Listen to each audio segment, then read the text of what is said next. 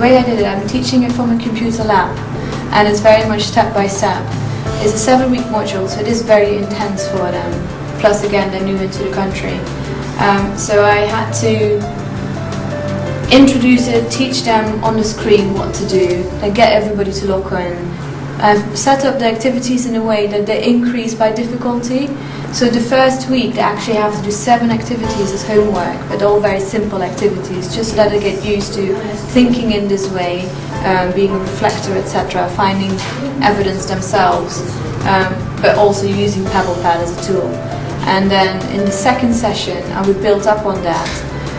And the third session I actually built in time to look at everybody's portfolio and where they were.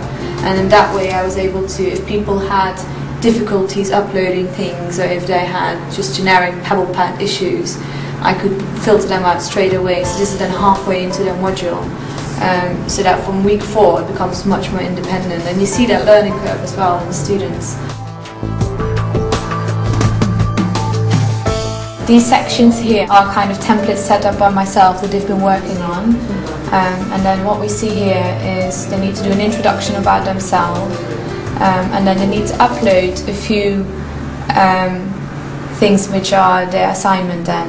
So right here what we see is the student has uploaded a CV, PowerPoint slides, and then a presentation where they uploaded it, they presented themselves on the assignment, which was a career path in the industry, and then they uploaded it to YouTube, and then we attached it, hyperlinked it to the portfolio. I linked videos into the portfolio, so this is my template on, for example, again, videos that they could watch at home, what skills were required within the industry.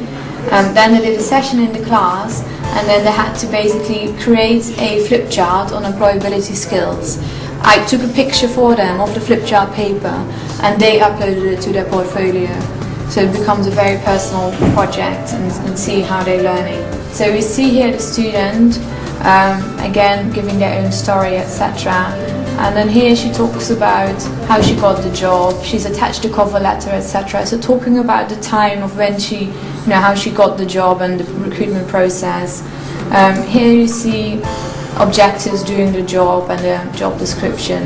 And this is where it becomes very interesting, because we ask them to reflect on the work experience, and because of the template where we've put in what happened, reflections of the experience, learning and action plan, they're almost forced to fill in those templates. And you see little stories, and yes, there are some spelling and grammar mistakes, but you see them clearly learning, and you see them achieving their employability skills. And what we see here is an appraisal and a job chat that they have to do with their employer. This lady has only been in her employment for 2 months, and already her employer is saying that she can move on to becoming a proper chef from a kitchen assistant. Everybody passed this assignment, this module, and I did have a few which were slow starters, and we did find that because it's blended learning and not just online learning, if students didn't come to class and it's such a short module, they start lacking behind really fast because they're not getting that direct feedback. So it's not something that students can leave till the last minute. It is supposed to be a phased assessment. So they need to understand that from the very first or second week, otherwise they will not succeed. So you've got those students that maybe have just passes. It's probably because they started engaging in a later stage. But we managed to pass everybody, and that is quite an achievement on this module. And I also had students giving their feedback on it within the portfolio. So the method of learning and what they learned, etc. They had to do a reflective statement. So whenever I want to go back in and see what they actually learned, instead of just having a survey on the module, I can actually read the proper, this is what I learned from the module.